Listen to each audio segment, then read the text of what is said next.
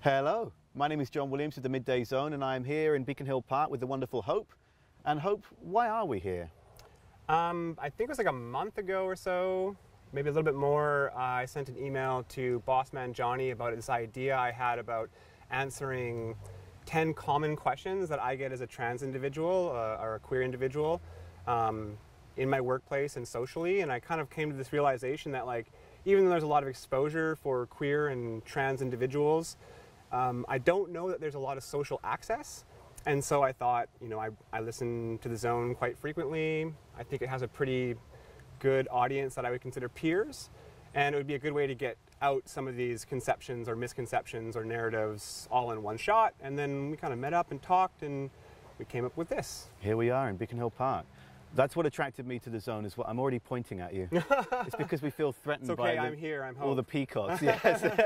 Well, what attracted me to the Zone in the first place when I backpacked here was just how open and community-minded it was. And I really am thankful that you've got in touch, and it's wonderful that we're sat here now talking about it. Awesome. Yeah, and I think it's important that we recognize that we're having this interview on the Lekwungen people's land, speaking people's land, and they're recognized as the Esquimalt and Songhees nations now. And I like to make sure that we recognize that this indeed is a privilege to be here in this wonderful spot. Yeah, our community together. Yeah. And also, this is not an interview, this is a conversation with friends. So, I like that. what's the context behind Hope? Where does your journey start? Yeah, that's a good question. So as far as just like my name change and social transition from where I was to where I am now, it started up north in this like amazing little community called Vanderhoof. It's like a small rural resource agricultural beautiful community. I only know Vanderhoof for the coffee. Really? Is that the same place? Is there good coffee Vanderhoof there? Coffee? I think it's definitely a free plug at this point. Continue, sorry. I shouldn't have interrupted. That's like Holland. I'm talking like northern BC. All right. Yeah, that might be a bit different. It's good to know. It's right. good to know. And that's, yeah, it's the risk you take. Context. Yeah, you bet. I'm working in this like mill. Yeah.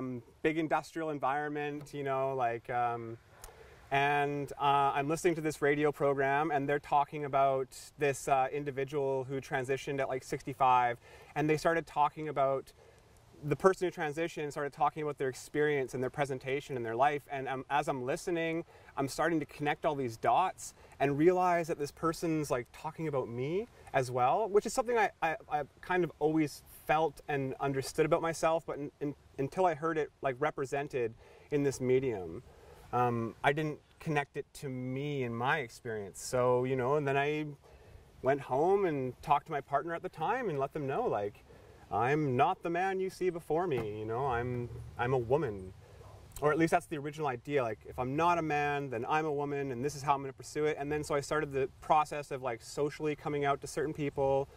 What age is this, sorry? I was 35 when I started the social aspect of transition, which just included me like learning how to dress differently than I had learned before, and how to present. And yeah, you start like this like adolescence again, essentially, where you're just trying stuff on. I was trying makeup on, I was trying clothes on, I was trying all the things that I was, you know, boxed not to try before, and I had the freedom to do it. It was more of like an at-home, like slowly going out. And then at 36, I believe at 36, at the end of 35, I started making a more serious push with my GP to get on hormones and things like that. And I'd been seeing a counselor to talk about these issues and just like, you know, get it off my chest and kind of like release. So that I started hormones at 36, and that was 2 years. This 14th will be 2 years that I've been taking hormones, which is like a medical step towards transitioning to a body that I'm much more comfortable in. Right. Yeah. So that's a lot of transitioning for you. I'm intrigued by the outskirts around that. So how did those close to you feel? How have relationships matured or changed with regard to your change, what you want to do? I think that's a really good question, because when people learn about transition, it gets like focused on an individual, and sometimes we like miss that these individuals have like lives and relationships, like close relationships. For me, it definitely had a pretty big impact on the relationship I was in with this amazing human for like 8 years, and I think transition just kind of like allowed us to go in different directions, and so that relationship ended. We're still very good friends, and we still talk quite a bit, My kids were like really, they were like really quick. It was like I come in the room, it's like, hey everybody, it's like, hey, it's like, I'm a woman. All right. How old are your kids? I have 3 kids. My youngest is 9, Yeah. and then my middle child is 12, and my oldest is going to be 17 in December. So oh my. they were just like, and my co-parent, this incredible human up north, it was so funny when I told them, when I was, can I have a conversation with you? Like, what's up? I'm a woman. They were like, oh, I thought you were gay. I see now. I see what's actually, like, Right. they had pegged like something. I was having this internal struggle, and they had felt it. Because we've been friends since we've been friends for 20 years, my co-parent and me. So Yeah. they could sense that there was like this internal dialogue or struggle going on with me for a long time. I think a lot of my close friends could. And so when I actually told them what it was, they were like, oh, light bulb, went off. So other parts of my family had a harder time reconciling the person I was to the person I wanted to be or was becoming. Which is still you. Yeah, but there's a grieving process. It took me a long time to like come to terms with the fact that like some people feel the need to grieve the loss of the individual they feel they're losing. Right. And at first I found that like to be like a very offensive idea, because I'm right here. Yeah. You know what I mean? I'm not dead, I'm not gone, but there is an idea around who they knew and who I will now be moving towards that's no longer congruent. And so some people take it as grief and loss and whatnot.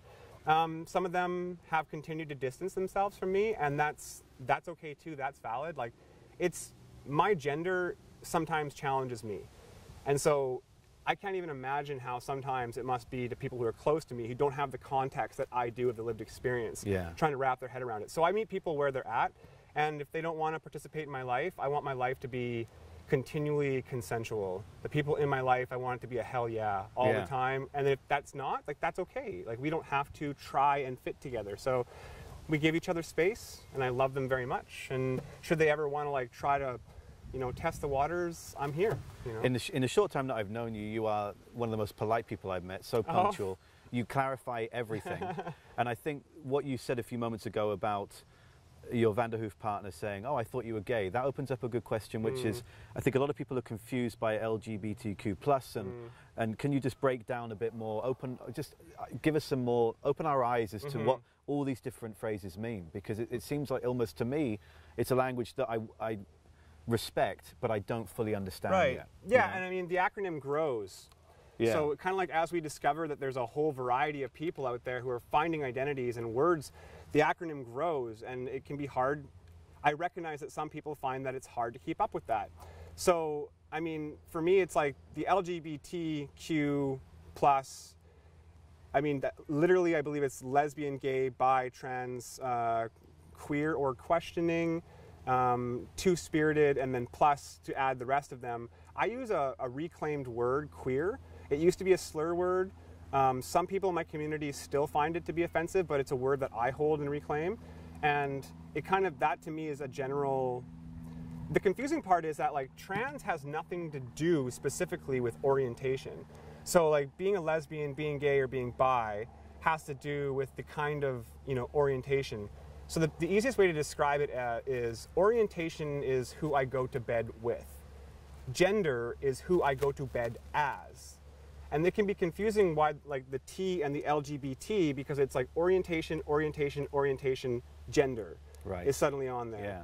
And then so, some of the most common comments I got when I first came out, I'd be like, I am hope. I am trans. And, my friends or some people I knew would be like, yeah, totally, my cousin's gay.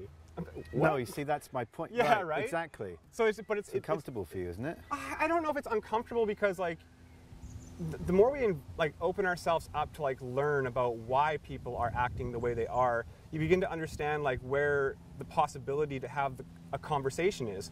So, if I try, I can understand that my T on this acronym is after 3 orientations, and mine's gender. So it's orientation, gender.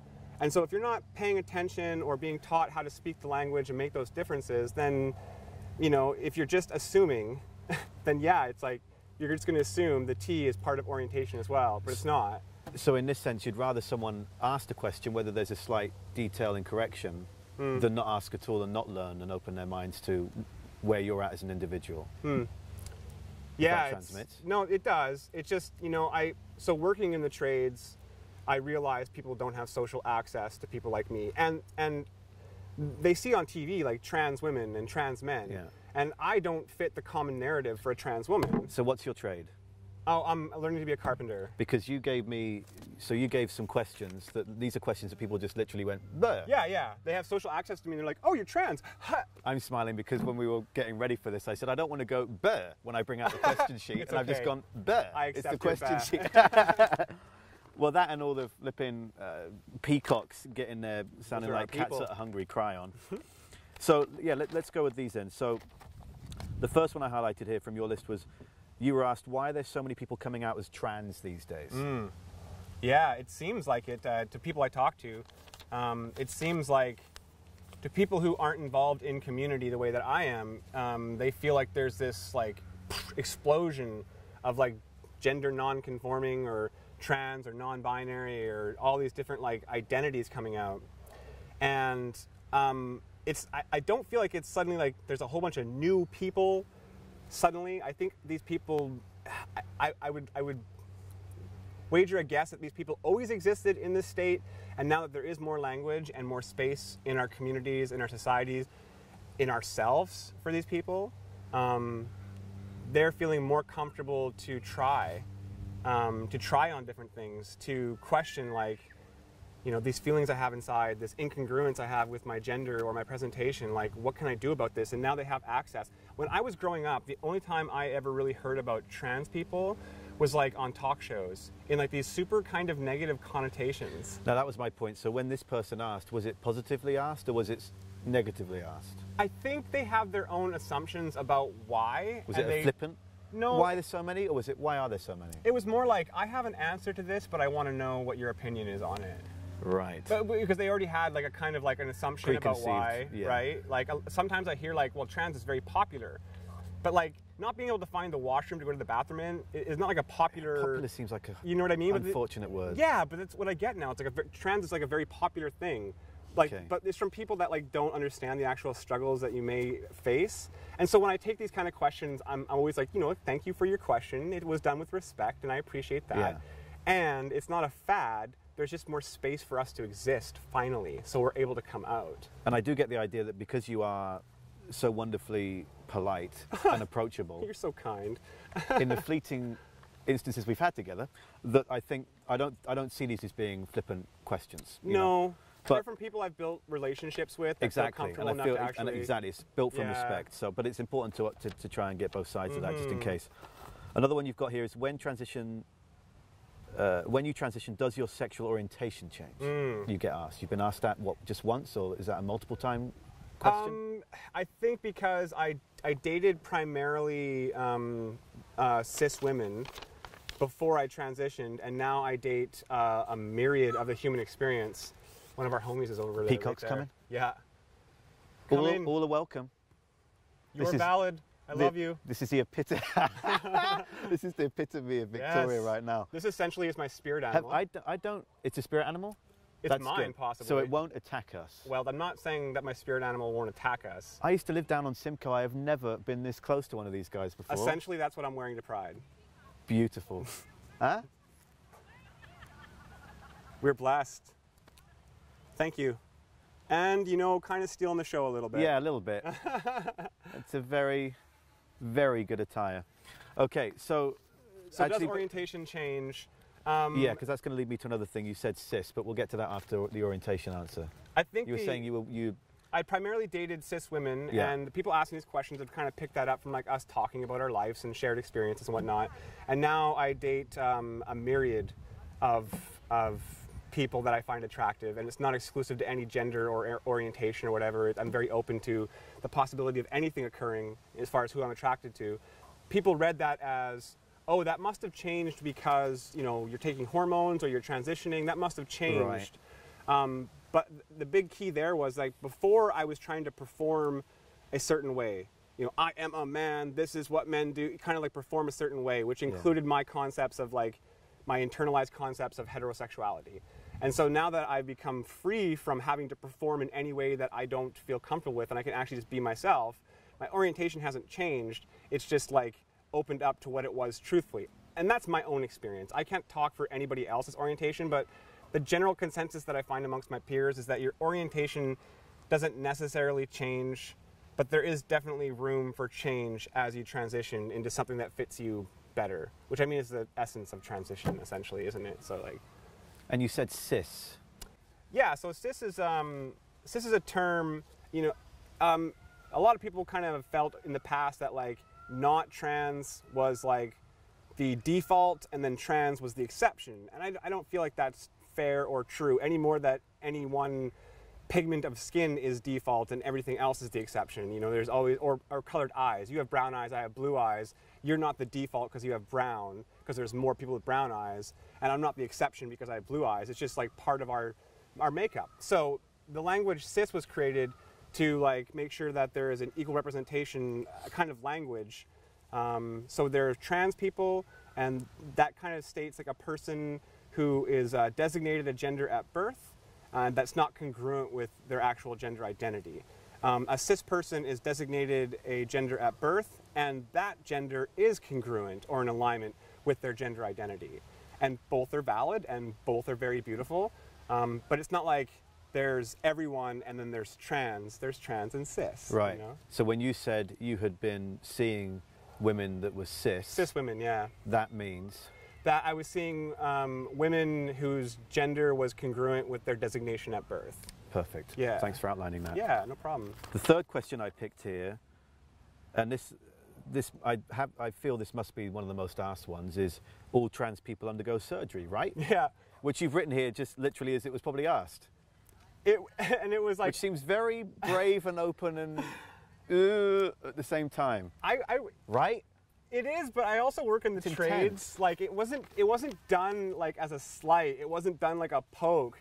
It was like, I don't know how to word this. You know what I mean? And it's not a great question to ask a trans person that you don't know. But again, a lot of these questions and contexts are from people that I've developed working relationships and friendships with. And so they felt like, okay, I hope is safe to talk about this, because I'll also set boundaries. If me and you were having a conversation and you asked me something I wasn't comfortable talking about, I would just say, I'm not comfortable talking about that.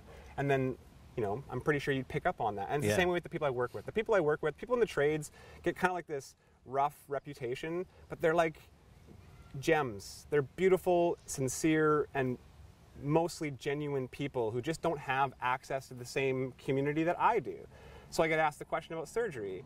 And not all trans people or non-binary people or genderqueer people or under any of those umbrellas undergo surgery or take hormones or do a lot of stuff. There's certain aspects of the community that take steps to help themselves feel comfortable in their bodies. And that's valid. All human bodies are like modified based on like the cultural practices of their community in one way or another. You have tattoos. You know what I mean? Like there's all these different things that we do to like feel good in our skin. In trans community, that can involve taking hormones. That can involve serious number of operations. For trans feminine people, it can be voice modification, facial reconstruction, body contouring, all that kind of stuff.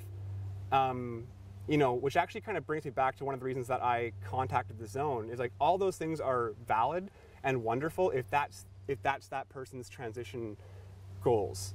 Right. Those not all of them are my transition goals. And so when I hear this question, like all people want surgery, what I'm really hearing is the common narrative that I'm picking up on when I learn about trans people is it's directly related to surgeries. Yeah, and exactly. that isn't, I don't feel like that is like one aspect of transition for certain people, but I think it's just portrayed consistently in media, and so it becomes a common narrative. Yeah. But it is not the common narrative in community. The search for self is the common narrative, and whatever that looks like. I have amazing friends all over the world that don't take any medical steps whatsoever. They socially transition, and they are amazing and valid just as they are, right? So it depends on where the person needs to, and a lot of it comes from social recognition though. You know, a lot of people they hear about like the struggles that trans people have. If we had like a more broad spectrum acceptance, like I'm thankful for the tolerance. If we had more broad spectrum acceptance, people would probably find it a lot easier to be comfortable in their own skin if people weren't staring. You know what I mean? One of the reasons I started taking hormones is I wanted certain secondary sexual characteristics. You know, I wanted a different kind of skin tone. I wanted to develop breasts and these kind of things. And so I decided to take that medical route. But if somebody doesn't need to pursue that, and they just want the social aspect of transition, that's valid, it's beautiful, and I think, you know, we're at a point in society where we can start to like really understand those people out there and like embrace them more. So it's okay to ask these questions, but they have to be in context. Like, that's very well said, but you didn't answer the question yet. So when your friend said to you, everyone has surgery, right? I probably said that almost to them, yeah? to be honest, because the people I talk to may ask like kind of rudimentary questions, but they're also open to me like rambling on about... I wouldn't call that a ramble, not a ramble. So to expand on that then, what are you comfortable in saying beyond what you just shared about your journey? I'll talk about my experiences on hormone replacement therapy because it's been profound. Having an estrogen-fueled body has done something to my focus, to my mental health, to my participation in community, to my involvement in my family, my friendships. It has had a positive, it has a really positive effect on all aspects of my relationships. And so it's an interesting kind of like anecdotal observation from my lived experience, where I say I was given the opportunity to do this medical thing, and I am a much more functional human now. You know, I participate more vibrantly in my community, and it kind of helps take away a little bit of the apprehension that people who don't have access to us, when they hear like hormones, like, well, why the hell would you take hormones? Well, because that's the fuel my body needs. That's the fuel my brain needs. And when I have it, I run cleaner. I'm more beautiful in a way that makes more sense to me.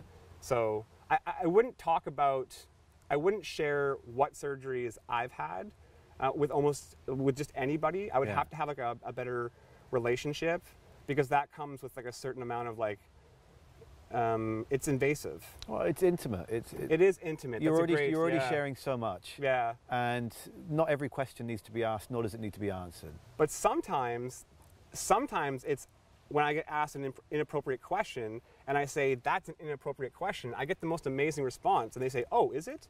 And I can see the light go off in their eyes. Like they actually didn't realize that asking me that deeply invasive question was a bad idea. And so because I care about people, when I'm asked these questions and I say, that's an inappropriate question, I actually look at it as an opportunity for the next person down the line who may not have the emotional capacity to deal with that. Yeah. Now they know. They're educated more, right? Now they have social access. So there's a little bit of work to be done, and the rewards are, you know, far outweigh the risks that I take by answering them and being honest. And I set boundaries. When somebody asks the inappropriate question, I say, that's inappropriate. And I have almost had zero resistance in regard to like people giving me pushback over that. So once I set that boundary, they know, and it improves community for everybody. So you were referencing my tattoos. Hope. So find hope. So how does this tie into the story here? You know, what was your birth name? Oh, you can't ask me that. No, don't ask. That's okay.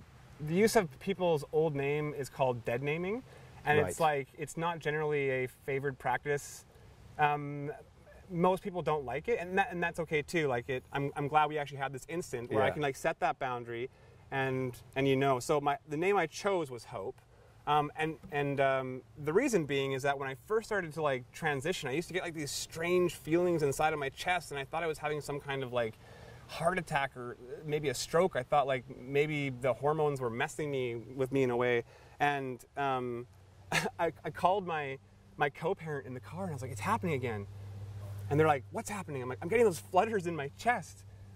And they're like, well, can you describe it to me? And I started talking about like, I feel like it's gonna be okay. I feel like I'm gonna take this journey. And I started getting really existential, and then they started giggling. And I was like, what's so funny? And they're like, you're feeling hope for probably the first time in your life. You're feeling hope in your chest blossoming out of you. And I was like, wow. Bleh. And that's when I realized that, like, you know, if there's hope for me, you got to find hope. There's like hope for everyone. And so this is the journey. Like, this is the actual mission.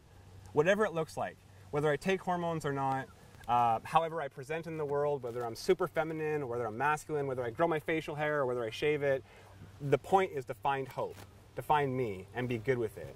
And that's transition, you know, like that's transition. Fantastic. Awesome. Thank you so much. Thank you. Now, I think we did good. Before we started doing this, you wanted to do like a slow-mo thing that we're going to put in here somewhere? Yeah, I've always wanted to like walk towards the camera and then like have like slow motion music, and we have to be like a little bit dramatic, like we're just getting out of a club at night or something. You know what I mean, like Reservoir Dogs and stuff like that. No, I know what you mean. Yeah, I'm just thinking quickly what we're going to do here. So we're gonna walk. So we're going to walk over the rocks, or I think like if we came around a tree, like if we came around and then there was like slow motion, and then you have to play like some serious Tarantino music to it. You don't have to do anything. I would invite you to play some like awesome Tarantino music. ever polite, ever polite. Okay, let's do some. All right. You got your mic pack? Yes, thank you for reminding me. Because mine's in my backpack.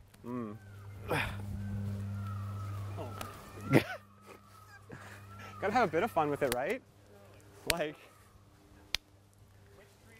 I think this one would be work because we can come around it. Do we walk slowly when we're in slow motion? You walk regular speed. One of us has to kind of stumble. What I want you to do, Like a Steve Buscemi. I'll stumble look there. at this shot. This is going to be a great Look. shot. Like, look at that. Yeah, we'll come around the side. come And then around we'll the walk side of the around tree. and we'll walk past Bud this I side. want you to just walk like right close to me. I want you to actually come on one on either side of me. Yes. Okay. I like that. Regular speed. Even speed walk, but definitely do not slow. All right, so You have to hide ready? first, so we'll pivot. Tell us when we're out of camera. We're good? Okay, we'll do it.